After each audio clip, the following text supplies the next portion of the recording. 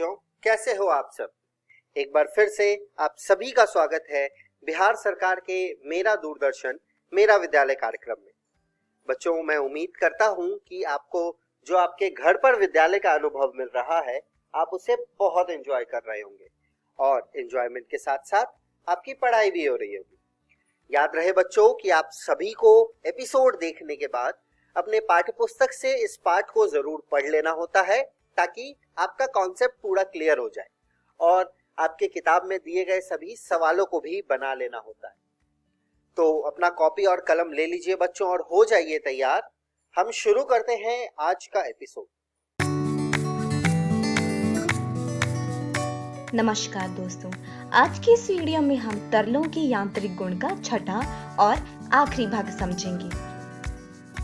दोस्तों, आज की इस वीडियो में हम समझेंगे कि पृष्ठ ऊर्जा क्या होती है, जिसके बाद हम देखेंगे कि अपमार्जक तथा पृष्ठ तनाव क्या होता है। तो चलिए दोस्तों शुरू करते हैं। दोस्तों, जैसा कि हमने अपनी पिछली वीडियो में पृष्ठ तनाव के बारे में पढ़ा था, जिसमें हमने जाना था कि पृष्ठ तनाव तरल का वो गुण होता है जिसके कारण तरल अपने पृष्ठफल यानी कि सरफेस एरिया को कम करने का प्रयास करता है। दोस्तों, जल की छोटी बूंदों का गोल होना, छोटी सुई का स्थिर द्रव में तल पर तैरना, दाढ़ी बनाने वाले ब्रश को पानी में भिगोने पर ब्रश के तंतुओं का आपस में चिपक जाना, ये सब पृष्ठ तनाव के कारण होता है। दोस्तों, शीशे की नली के अग्रभाग को गर्म करने पर उसका गोल हो जाना,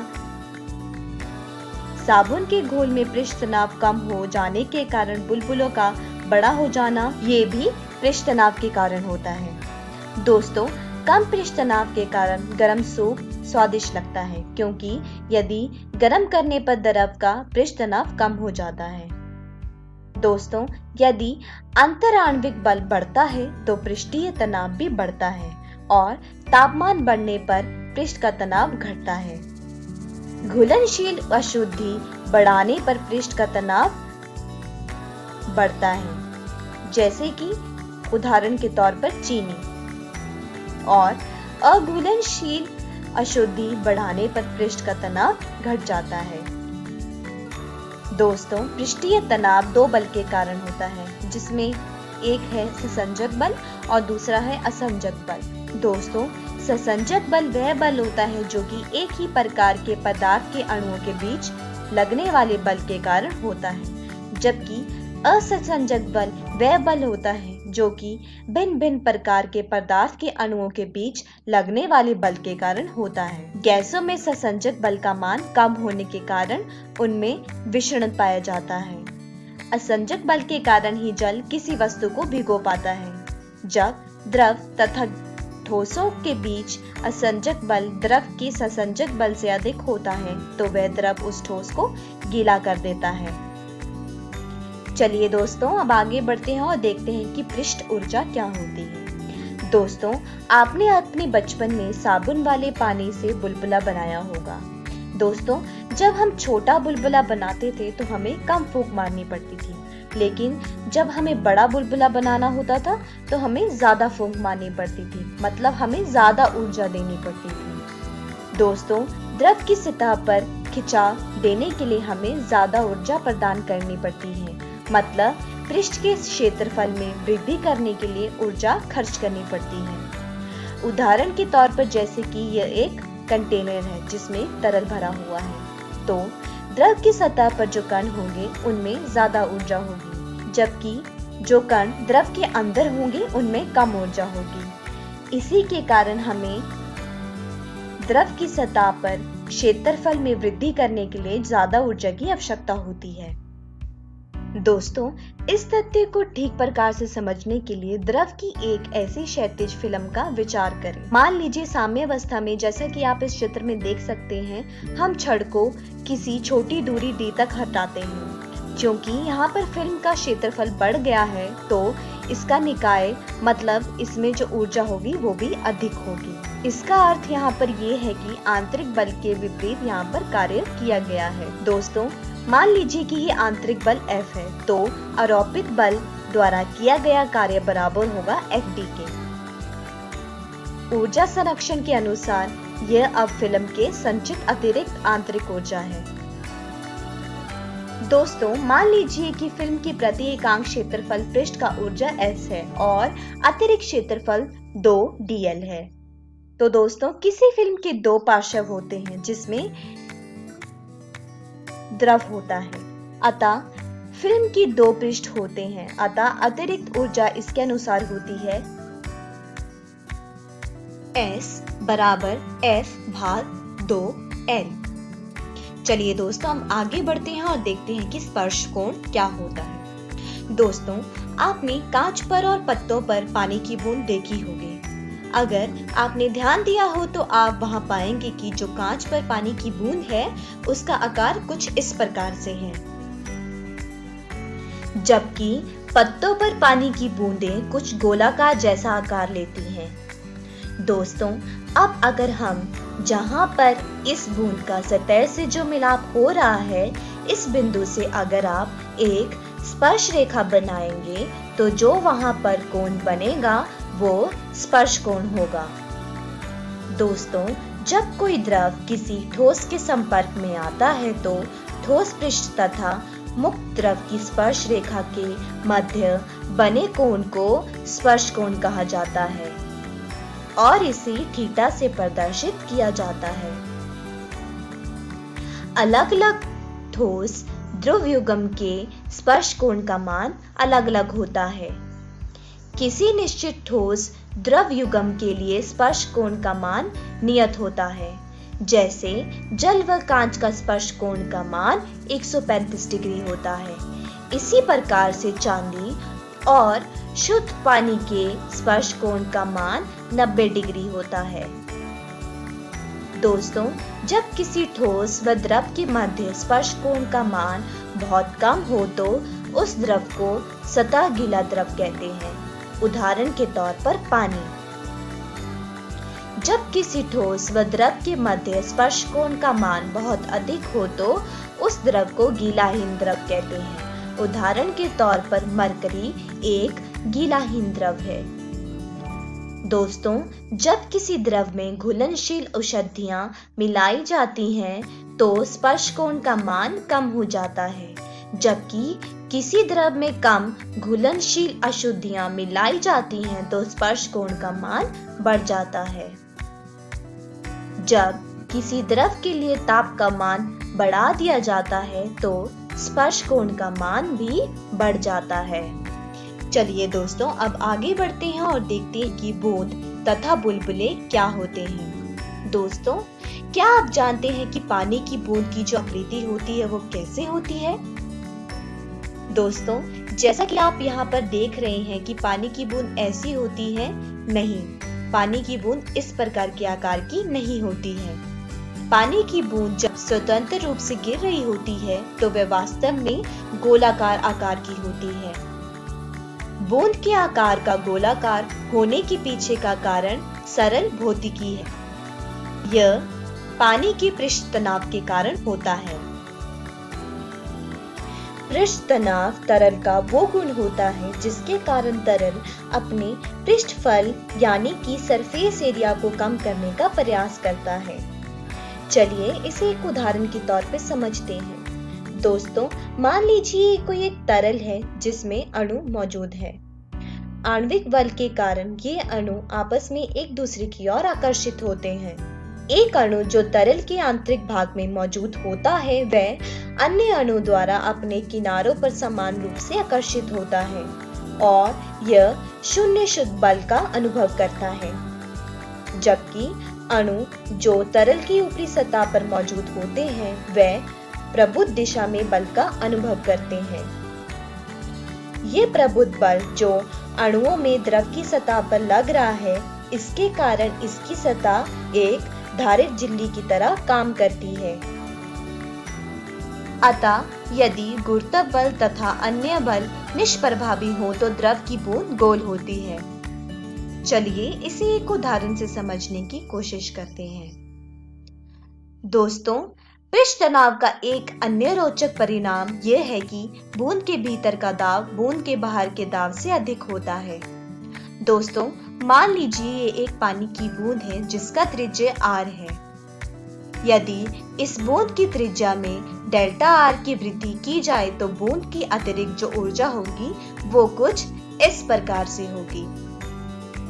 यदि दोस्तों बूंद समयावस्था में है तो खर्च की गई जो ऊर्जा है बूंद के भीतर तथा बाहर के दाबांतर P1 घटा P0 के प्रभाव के प्रसार के कारण बूंद द्वारा प्राप्त की गई ऊर्जा से संतुलित होगी और यहाँ पर जो कृत कार्य होगा वो होगा कुछ इस प्रकार से।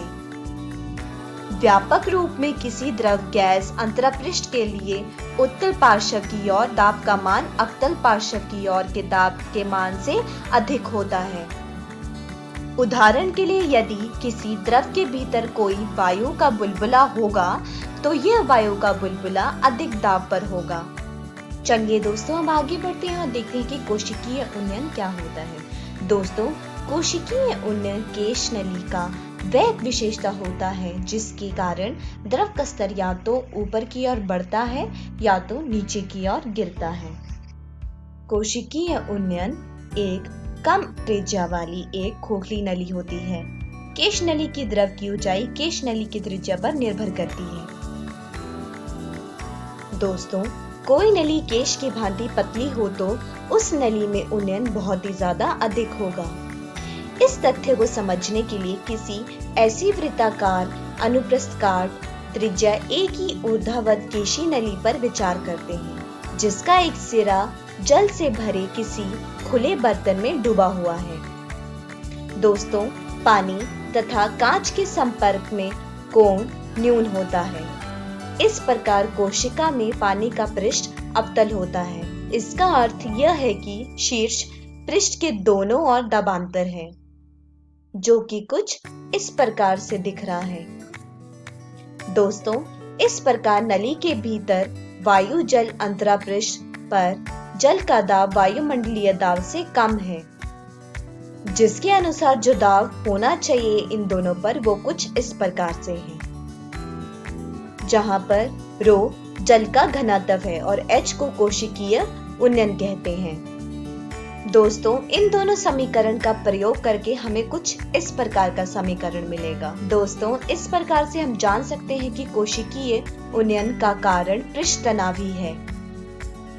चलिए दोस्तों, अब आगे बढ़ते हैं और देखते हैं कि अपमार्जक तथा पृष्ठ तनाव कैसे आपस में संबंधित हैं। दोस्तों, जब हम अपने ग्रीस तथा तेल के दाग धब्बे वाले लगे गंदे सूती तथा रेशे के बने कपड़ों को जल में अपमार्जक अथवा साबुन घोलकर डालते हैं तो कपड़े आसानी से साफ हो जाते हैं। इस प्रक्रिया को हम समझते हैं कि आखिर होता कैसे है। दोस्तों, जल से धोने पर ग्रीस के जो दाग होते हैं वे दूर नहीं होते हैं। इसका कारण ये है कि जल ग्रीस लगी धूल को गीला नहीं करता है, मतलब इन दोनों के बीच कोई संपर्क नहीं होता है, क्योंकि इन दोनों के बीच में जो संपर्क पृष्ठ होता है उसका क्षेत्रफल बहुत ही ज्यादा कम होता है। दोस्तों, अपमार्जकों में अणु हेयरपिन की आकृति के होते हैं, जिसका एक सिरा जल से आकर्षित रहता है तथा दूसरा सिरा ग्रीस, तेल अथवा मोम से। इस प्रकार से अणु जल तथा तेल अंतरापृष्ठ बनाने का प्रयास करते हैं। दोस्तों, अपमार्जक जिसके अणु एक सिरे पर जल तथा दूसरे सिरे पर मान लीजिए कोई तेल है उसको आकर्षित करते हैं, जो पानी के साथ मिलकर पृष्ठ तनाव को अत्यधिक कम कर देते हैं और ये अंतरापृष्ठ बनाना ऊर्जा की दृष्टि से भी अनुकूल हो सकता है, जिसमें अपमार्जक से घिरे गंदगी के गोले पुनः जल से घिरे होते हैं। दोस्तों, पृष्ठ क्रियाशील अपमार्जकों अथवा केवल सफाई के लिए ही नहीं बल्कि तेल तथा खनिज अयस्कों की प्रतिप्राप्ति में भी महत्वपूर्ण होते हैं। तो दोस्तों, आज की इस वीडियो में हमने सीखा कि पृष्ठीय ऊर्जा क्या होती है, जिसके बाद हमने देखा कि अपमार्जक तथा पृष्ठ तनाव क्या होता है। दोस्तों, मैं आशा करती हूँ आपको ये अध्याय अच्छे से समझ आया होगा। तब तक आप अपनी पाठ्य पुस्तक से इन सारे विषयों को दोहराने की कोशिश कीजिएगा। धन्यवाद।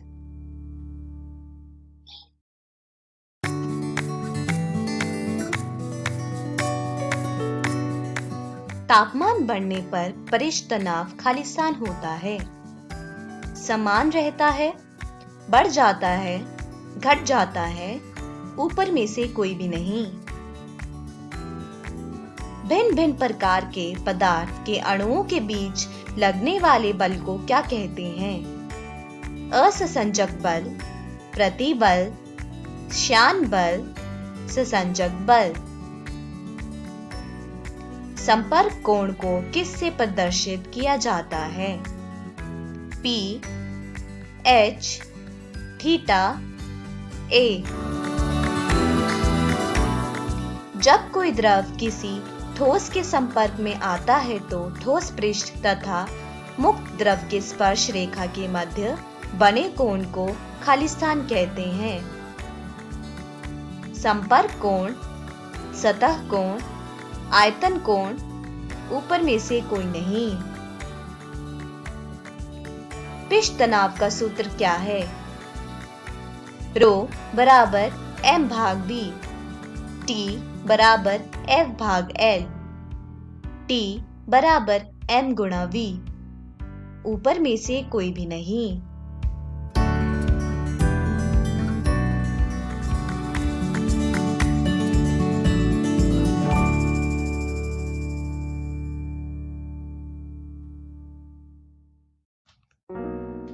हेलो दोस्तों, आज की इस कक्षा में आप सभी का स्वागत है। दोस्तों, आज की हमारी इस कक्षा में हम एक नया अध्याय शुरू करेंगे, अध्याय 14, जिसका नाम है अर्धचालक इलेक्ट्रॉनिकी, पदार्थ, युक्तियां तथा सरल परिपथ। तो आइए आज के वीडियो को शुरू करते हैं।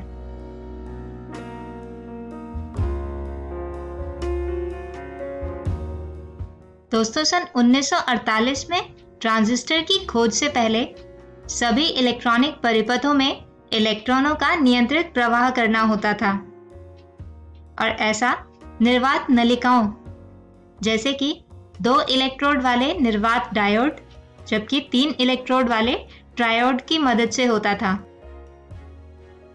इन निर्वात नलिकाओं से बनी युक्तियां आकार में बड़ी होती थीं और अधिक शक्ति का उपभोग करती थीं। इसके अतिरिक्त इनके प्रचालन में सामान्यतः उच्च वोल्टता यानी कि लगभग 100 वोल्टता की आवश्यकता होती थी। इसके साथ ही इनका जीवन काल अपेक्षाकृत कम तथा विश्वसनीयता भी कम होती थी। इन सभी कमियों को दूर करने के लिए सन 1930 में ठोस अवस्था अर्धचालक इलेक्ट्रॉनिकी यानी सॉलिड स्टेट सेमीकंडक्टर इलेक्ट्रॉनिक्स अस्तित्व में आया। इन अर्धचालक युक्तियों में बाहरी तापन अथवा अधिक निर्वातित स्थान की आवश्यकता नहीं होती है। यह आकार में छोटी होती हैं और साथ ही साथ कम शक्ति का उपभोग करती हैं तथा कम वोल्टता पर कार्य करती हैं। दोस्तों, इन युक्तियों का जीवन काल लंबा होता है और इनकी विश्वसनीयता भी अच्छी होती है। तो दोस्तों, इस अध्याय में हम अर्धचालक भौतिकी की कुछ मूल अवधारणाओं जैसे कि संधि डायोड, द्विध्रुवीय संधि ट्रांजिस्टर तथा ऐसी ही कुछ अन्य अर्धचालक युक्तियों के बारे में जानेंगे। तो आइए शुरू करते हैं अपना आज का ये वीडियो। तो दोस्तों, आज के हमारे इस वीडियो में हम सबसे पहले धातुओं, चालकों तथा अर्धचालकों के वर्गीकरण को देखेंगे। इसके बाद जानेंगे कि इसी वर्गीकरण को ऊर्जा बैंड के आधार पर किस प्रकार किया जाता है, और इसके बाद हम समझेंगे नैज अर्धचालक यानी इंट्रिंसिक सेमीकंडक्टर को, और इसके बाद हम जानेंगे अपद्रव्य अर्धचालक यानी एक्सट्रिंसिक सेमीकंडक्टर को, जो 2 प्रकार के होते हैं, N प्रकार का अर्धचालक तथा P प्रकार का अर्धचालक। तो आइए शुरू करते हैं इस वीडियो को अपने पहले विषय धातुओं, चालकों तथा अर्धचालकों के वर्गीकरण से।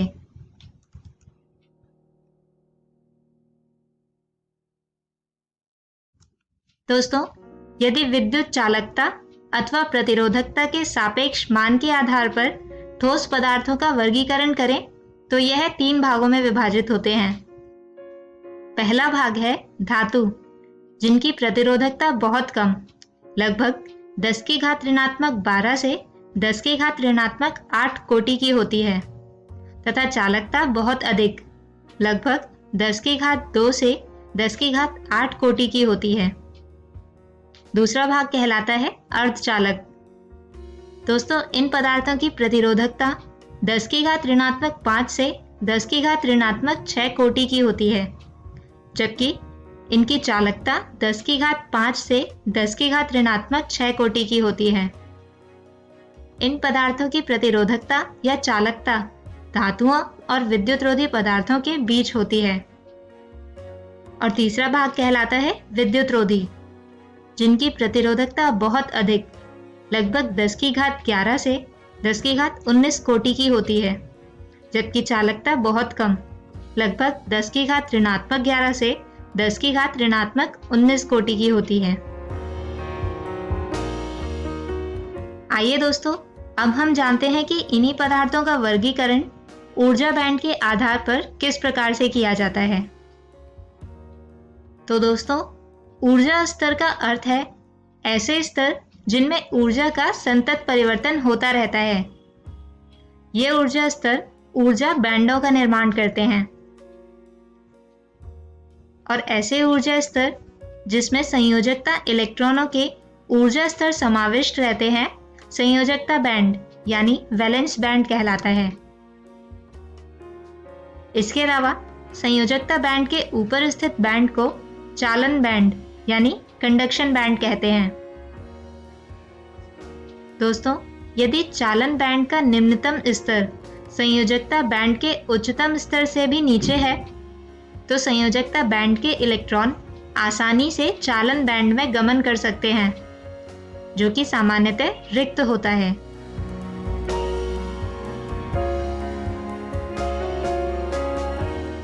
आइए अब जानते हैं कि इन तीनों ही पदार्थों के वर्गीकरण में यह ऊर्जा बैंड किस प्रकार होते हैं।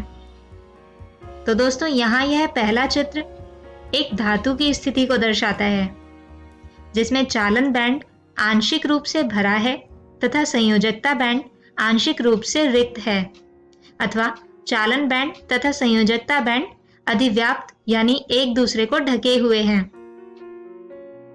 दोस्तों, जब यह अतिव्यापन होता है तो संयोजकता बैंड से इलेक्ट्रॉन सरलता से चालन बैंड में जा सकते हैं।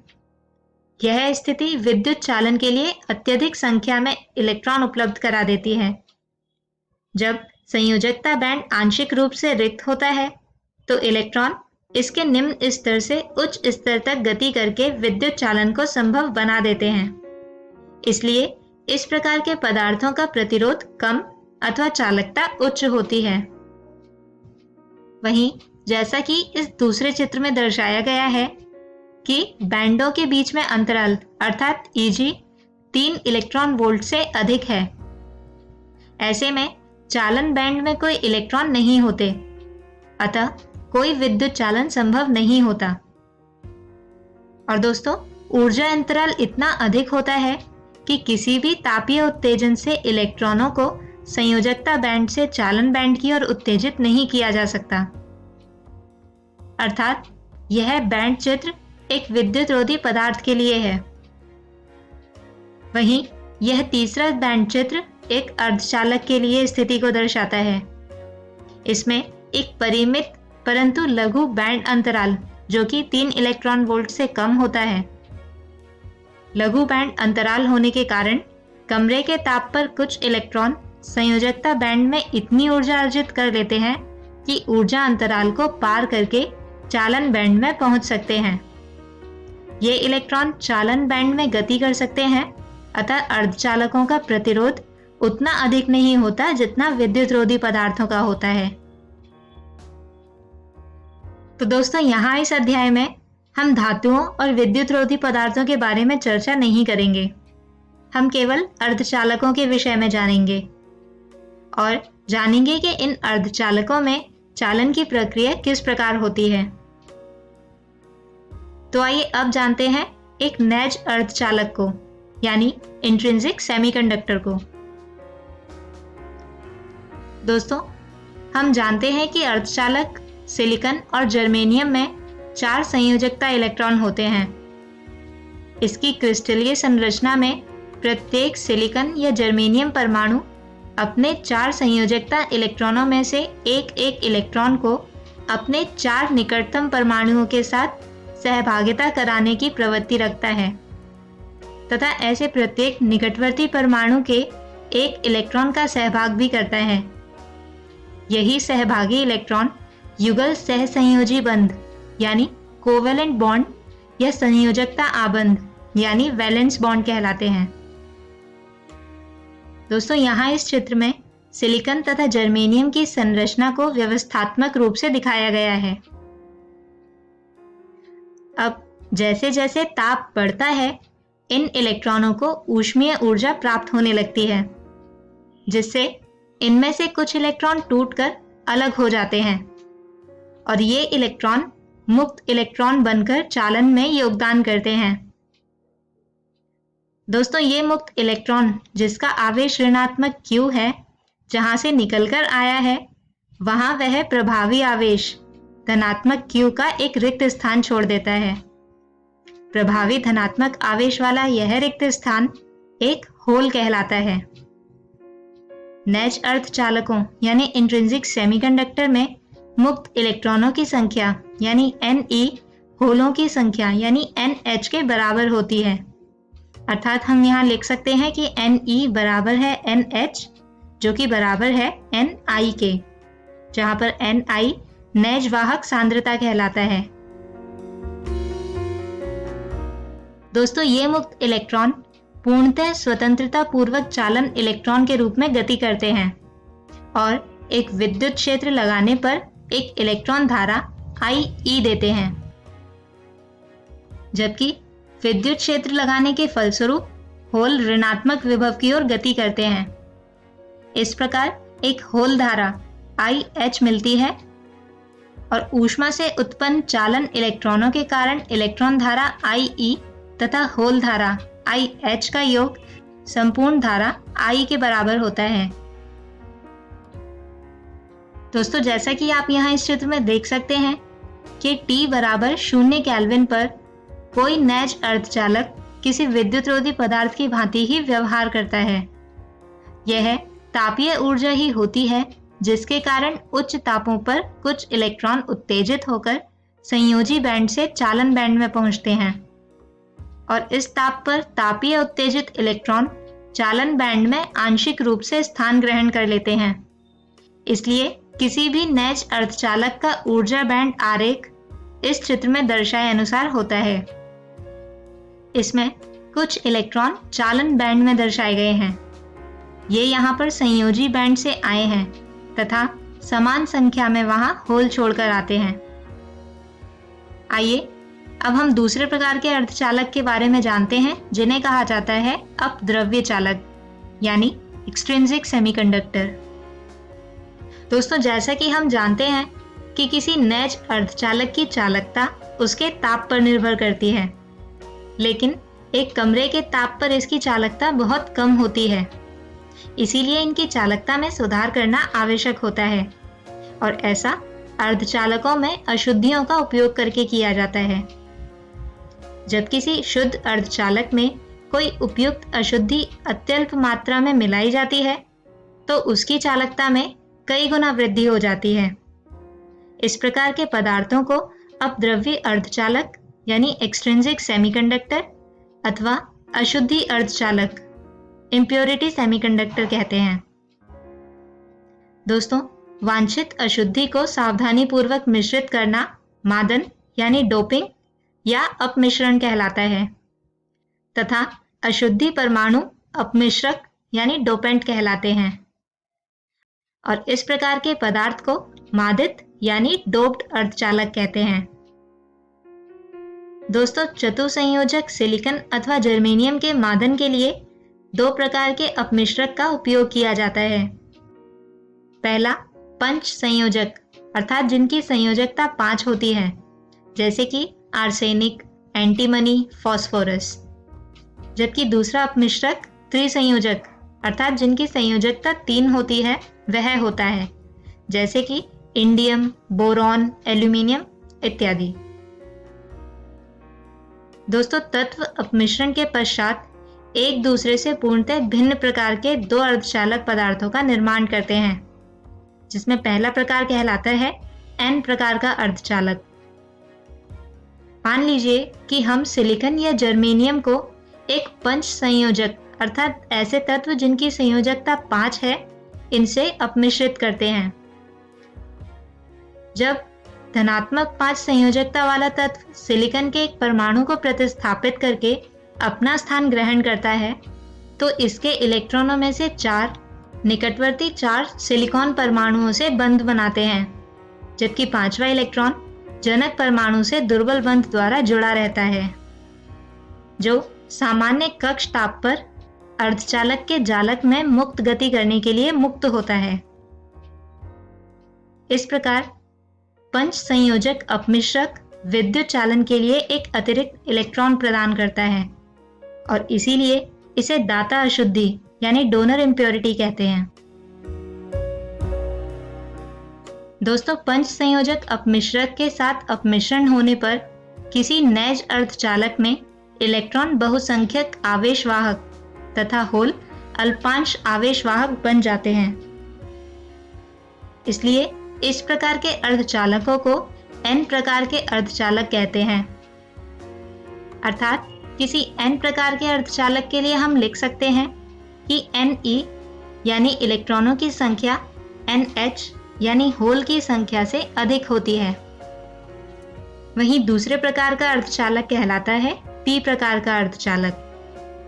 इसके लिए जब सिलिकॉन या जर्मेनियम में ग्रुप 3 की त्रिसंयोजी अशुद्धियां जैसे कि एल्यूमिनियम, बोरॉन, इंडियम आदि अपमिश्रित की जाती हैं, तो अपमिश्रक में सिलिकॉन या जर्मेनियम की अपेक्षा एक बाहरी इलेक्ट्रॉन कम होता है और इसलिए यह परमाणु 3 ओर से सिलिकॉन परमाणुओं से बंध बना सकता है, लेकिन चौथी ओर बंध बनाने के लिए आवश्यक इलेक्ट्रॉन उपलब्ध न होने के कारण चौथा बंध बनाने में सफल नहीं हो पाता।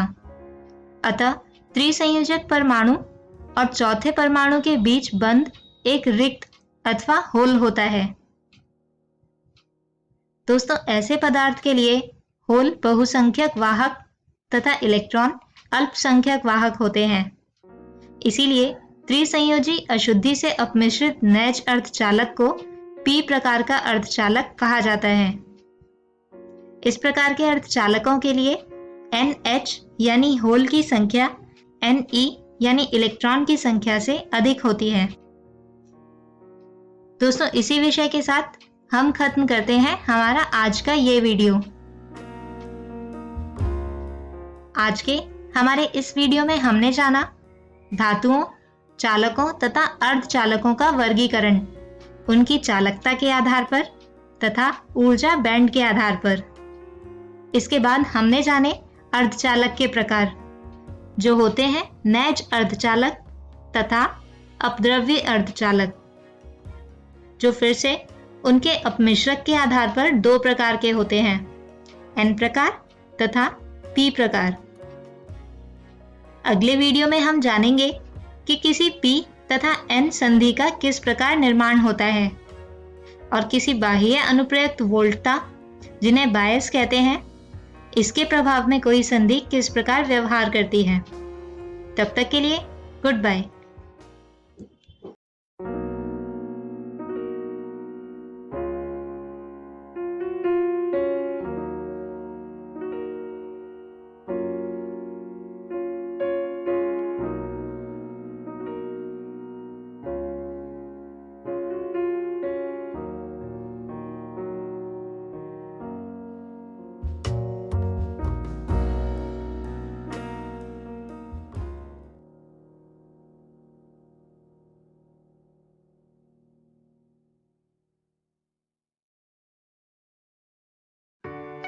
मानव स्वास्थ्य और रोग।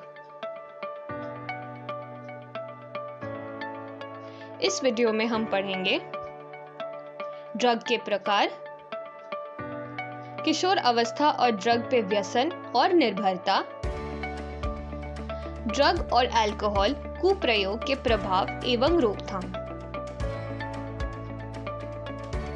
ड्रग के प्रकार। मॉर्फिन एक बहुत ही प्रभावी सेडेटिव और पीड़ाहार है। जिन रोगियों की सर्जरी हुई है उनके लिए यह बहुत ही उपयोगी है। विभ्रमी गुण वाले अनेक पादपों, फलों, बीजों का विश्व भर में लोग औषधि के रूप में उपयोग करते हैं। कुछ और ड्रग्स जैसे कि बार्बिचुरेट्स, एम्फेटामिन्स, बेंजोडाइज़ेपिन्स और लिसर्जिक एसिड डाइएथाइल अमाइड्स डिप्रेशन और इंसोम्निया जैसे मानसिक रोगों के उपचार में लाभदायक है। जब यह औषधि चिकित्सा के बजाय दूसरे उद्देश्य से ली जाती है या इतनी मात्रा में इतनी बार ली जाती है कि व्यक्ति के शारीरिक या मनोवैज्ञानिक प्रक्रियाओं को गड़बड़ा देती है, तो यह ड्रग के कुप्रयोग बन जाते हैं। आमतौर पर इन ड्रगों का कुप्रयोग किया जाता है वह है ओपियोइड्स, कैनाबिनॉइड्स और कोका एल्कलॉइड्स।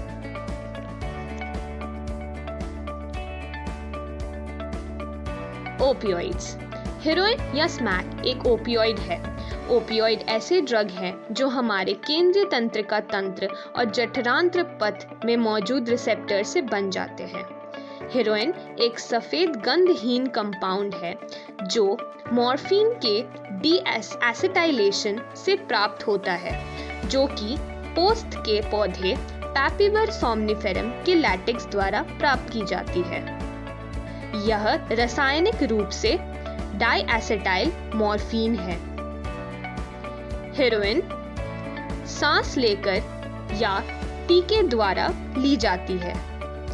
यह एक डिप्रेसेंट है जो शरीर के प्रक्रियाओं को धीमा कर देती है। कैनाबिनॉइड्स रसायनों का समूह है जो मुख्य रूप से मस्तिष्क में मौजूद कैनाबिनॉइड रिसेप्टर से बन जाते हैं। प्राकृतिक कैनाबिनॉइड्स कैनबिस सैटिवम के इन्फ्लोरेसेंस से प्राप्त की जाती है। फूल के शीर्ष, पत्तियों और रेजिन के विभिन्न संयोजन से मारिजुआना,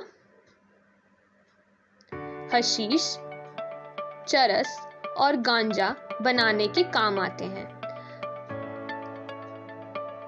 आमतौर पर अतिश्वसन और मुंह द्वारा खाए जाने वाले मादक द्रव्य शरीर के कार्डियोवैस्कुलर सिस्टम को प्रभावित करते हैं। यह खिलाड़ी अपने परफॉर्मेंस को बढ़ावा देने के लिए भी लेते हैं। कोका एल्कलॉइड्स, जिसे कोकेन, कोक या क्रैक के नाम से जाना जाता है, यह इराइथ्रोजाइलम कोका से प्राप्त किया जाता है, जो कि मूल रूप से दक्षिण अमेरिका का पौधा है। यह एक न्यूरोट्रांसमीटर जिसका नाम डोपामीन है, वह डोपामीन के परिवहन में बाधा डालता है। इसका केंद्रीय तंत्रिका तंत्र पर जोरदार स्टिम्युलेटिंग असर पड़ता है, जिससे कि मनुष्य को यूफोरिया और ऊर्जा में वृद्धि अनुभूति होती है। कोकेन जो सांस द्वारा अंदर ली जाती है, उससे हैलुसिनेशन हो सकता है। अन्य प्रसिद्ध पादप जिनमें हैलुसिनेजेनिक गुण होते हैं वह है एट्रोपा बेलेडोना और दतूरा। तंबाकू में भी बहुत सी रासायनिक पदार्थ होते हैं, जिनमें से एक है alkaloid, nicotine. Nicotine adrenal gland को उत्पीड़ित करते हैं, जिससे एड्रेनलिन और नॉर एड्रेनलिन रक्त में छोड़ी जाती है। यह रक्तचाप और हृदय संपादन दोनों को बढ़ा देती है। तंबाकू से कार्बन डाइऑक्साइड और कार्बन मोनोऑक्साइड की मात्रा रक्त में बढ़ जाती है, जिसके कारण ऑक्सीजन की कमी हो सकती है। धूम्रपान से लंग, गले और मूत्राशय के कैंसर, हृदय रोग, ब्रोंकाइटिस, इम्फाइसेमा और गैस्ट्रिक अल्सर हो सकता है। तंबाकू धूम्रपान जैसे पिया जा सकता है या चबाया भी जा सकता है। तंबाकू चबाने से मुंह के कैंसर के खतरे को बढ़ा देती है।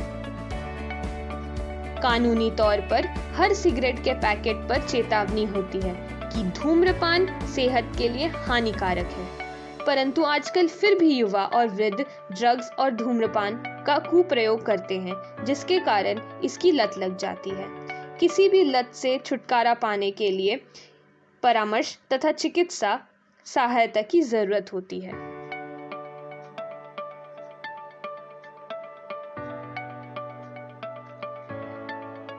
किशोर अवस्था, व्यसन और निर्भरता। किशोर अवस्था का अर्थ एक अवधि और एक प्रक्रिया दोनों से है, जिसके दौरान एक बालक समाज में अपनी प्रभावी सहभागिता के लिए अपनी वृत्ति और विश्वास के अनुसार परिपक्व होता है। 12 से 18 वर्ष की आयु की अवधि को किशोर अवस्था माना जा सकता है। किशोर अवस्था किसी व्यक्ति का मानसिक और मनोवैज्ञानिक विकास का बहुत ही नाजुक समय है। दूसरे शब्दों में किशोर अवस्था बचपन और प्रौढ़ता को जोड़ने वाला एक पुल है।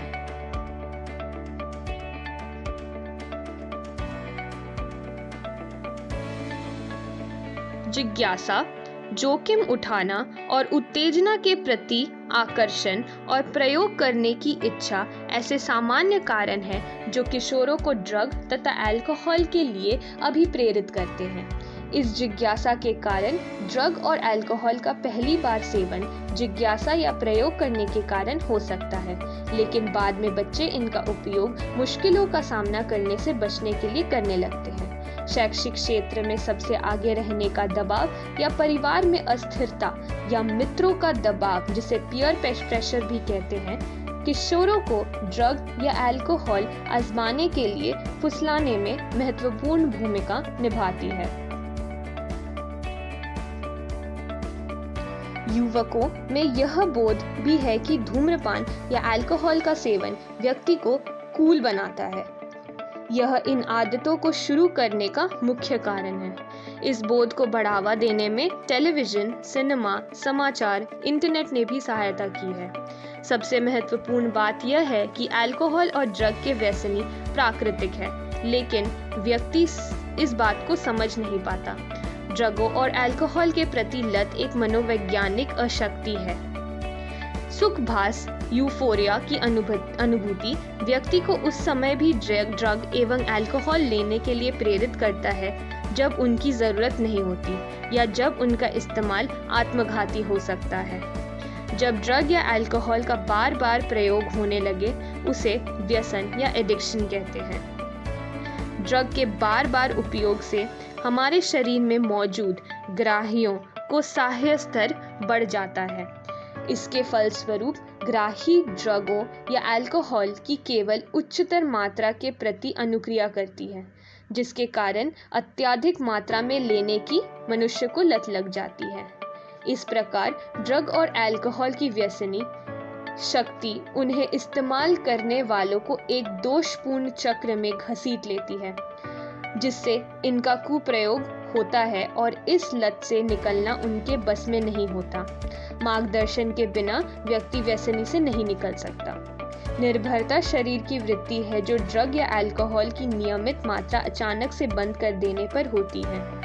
इसे हम विनिवर्तन संलक्षण के रूप में देखा जा सकता है। इसके कुछ अभिलक्षण हैं: चिंता, कंपन, मिचली, पसीना आना। यह ड्रग से छुटकारा पाने में और तकलीफ देता है। कुछ मामलों में विड्रॉल सिंड्रोम गंभीर हो सकता है और जीवन के लिए खतरनाक भी, तथा व्यक्ति को चिकित्सा की जरूरत पड़ सकती है।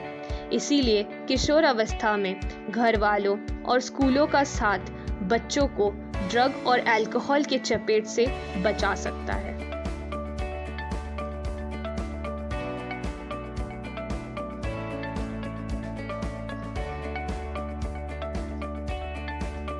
ड्रग और अल्कोहल कुप्रयोग के प्रभाव। ड्रग्स की अत्यधिक मात्रा से रेस्पिरेटरी फेलियर, हार्ट फेलियर या सेरेब्रल हैमरेज हो सकता है, जिससे कोमा या मृत्यु भी हो सकती है।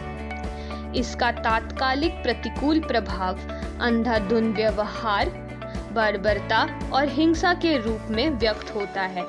ड्रग्स और अल्कोहल का साथ में सेवन ओवरडोज बन सकता है, जिससे मृत्यु भी हो सकती है। इनका दीर्घकालिक सेवन तंत्रिका तंत्र पर प्रतिकूल प्रभाव पड़ता है। इससे यकृत की क्षति या सिरोसिस भी हो सकती है। गर्भ अवस्था के दौरान इनका उपयोग गर्भ को क्षति पहुंचा सकता है। ड्रग और अल्कोहल के कुप्रयोग के सामान्य लक्षण हैं विनिवर्तन, आक्रामकशील, व्यक्तिगत स्वच्छता की रुचि में कमी, अवसाद, थकावट, एकाकीपन और विरोधी व्यवहार। कभी कभी परिवार और मित्रों से बिगड़ते संबंध और सोने और खाने की आदतों में परिवर्तन भी लक्षण होते हैं। युवकों में शैक्षिक क्षेत्रों में प्रदर्शन में कमी, स्कूल या कॉलेज में अनुपस्थिति, भूख और वजन घटना लक्षण होते हैं।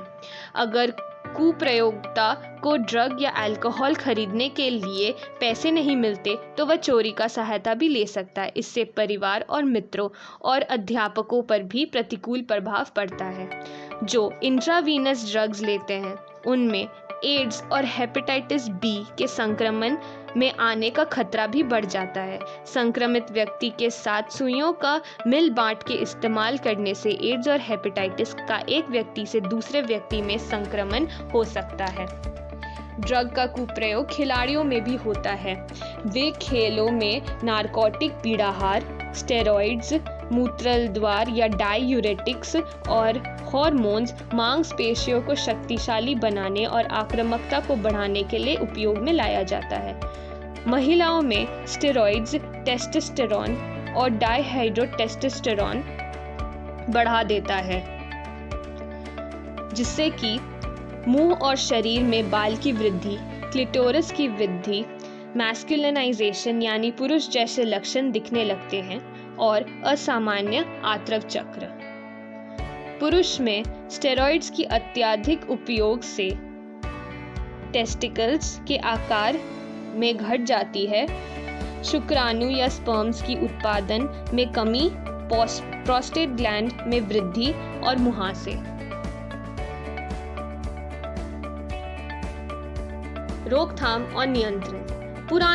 पुरानी कहावत है, चिकित्सा से रोकथाम अच्छी है। धूम्रपान, अल्कोहल या ड्रग से किशोर एवं सभी व्यसनग्रस्त लोगों को बचाना आवश्यक है। इसके नियंत्रण के लिए माता-पिता और समकक्षियों की सहायता आवश्यक है। सही मार्गदर्शन से इनके प्रयोग से बचा जा सकता है। आवश्यक समकक्षी दबाव से बचने भी अनिवार्य होता है। बच्चों पे उनके सीमा से अधिक दबाव नहीं डालना चाहिए। शैक्षिक स्तर पर अत्यधिक स्पर्धा से भी बचना चाहिए। शिक्षा और परामर्श से बच्चों को दबाव से सामना करना सीखना होगा। इसके लिए बच्चों की ऊर्जा को खेलकूद, नृत्य, संगीत, अध्ययन की दिशा में भी लगाना चाहिए। समस्याओं और दबावों का सामना करना और निराशाओं तथा असफलता को जीवन का हिस्सा समझकर स्वीकार करने की शिक्षा एवं परामर्श इन बच्चों को देना चाहिए। संकेतों को देखना, सावधान माता-पिता और अध्यापकों के ऊपर बताए गए खतरों के संकेत पर ध्यान दें और उन्हें पहचानें। दोस्तों की अच्छी संगति भी इन कुप्रयोग से हमें बचा सकती है। आखिरी, जो व्यक्ति दुर्भाग्यवश ड्रग और अल्कोहल के चपेट में आ चुका है, उन्हें व्यावसायिक और चिकित्सा सहायता लेना चाहिए ताकि वह इंसान को मृत्यु से बचा सके।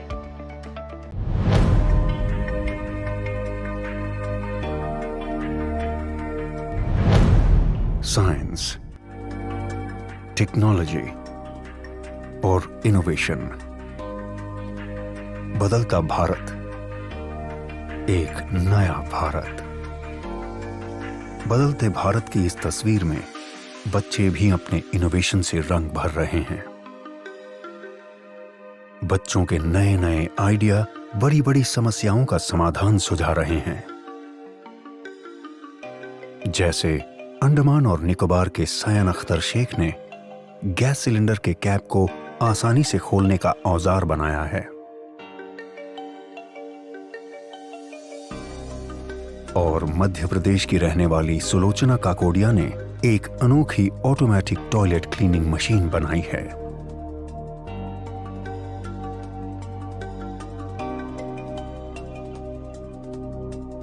भारत सरकार का विज्ञान एवं प्रौद्योगिकी विभाग DST और राष्ट्रीय नव प्रवर्तन प्रतिष्ठान भारत NIF ऐसे ही लाखों नन्हे इनोवेटर्स को देश भर से ढूंढने का प्रयास कर रहे हैं और इस अभिनव प्रयास का माध्यम है इंस्पायर अवार्ड्स मानक।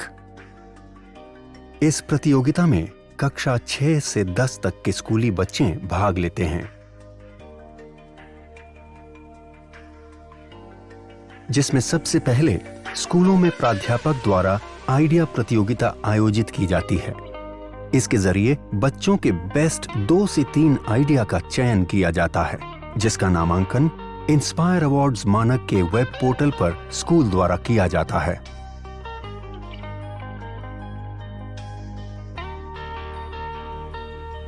प्रतियोगिता में देश भर से लाखों विचारों को एकत्र किया जाता है। फिर 1 लाख सर्वश्रेष्ठ विचारों का चयन कर उन्हें प्रोटोटाइप बनाने के लिए 10,000 रुपए की आर्थिक सहायता दी जाती है।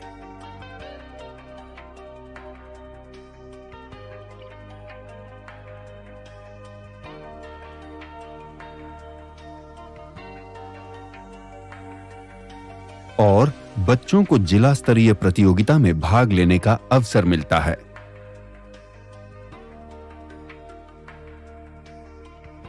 इसके बाद 10,000 आइडिया को राज्य स्तरीय प्रदर्शनी में भाग लेने का मौका मिलता है, जहां से श्रेष्ठ 1000 आइडिया को राष्ट्र स्तरीय प्रतियोगिता के लिए चयनित किया जाता है।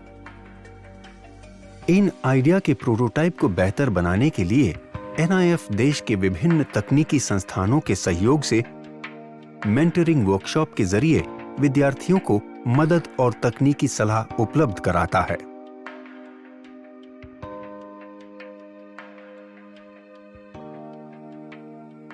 राष्ट्रीय स्तर की प्रदर्शनी में श्रेष्ठतम 60 को राष्ट्रीय पुरस्कार के लिए चयनित किया जाता है। NIF चयनित सभी 60 प्रोटोटाइप की उपयोगिता, व्यावसायिकता की संभावनाओं की जांच कर उसे DST और अपनी अन्य योजनाओं से जोड़ने का प्रयास करता है।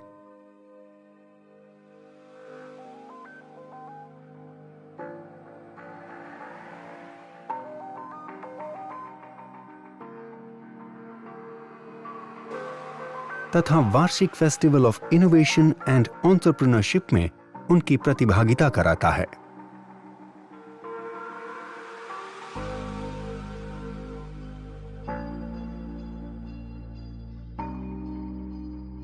अधिक जानकारी के लिए www.inspireawards-dst.gov.in पर जाएं। आइए लाखों विद्यार्थियों को भविष्य के इनोवेटर्स बनने में हम भी मदद करें और उन्हें कुछ नया और बेहतर करने के लिए प्रेरित करें और इन बच्चों के आइडिया के जरिए एक नया भारत बनाएं। इंस्पायर अवार्ड्स मानक, inspiring innovators of tomorrow, million minds augmenting national aspiration and knowledge.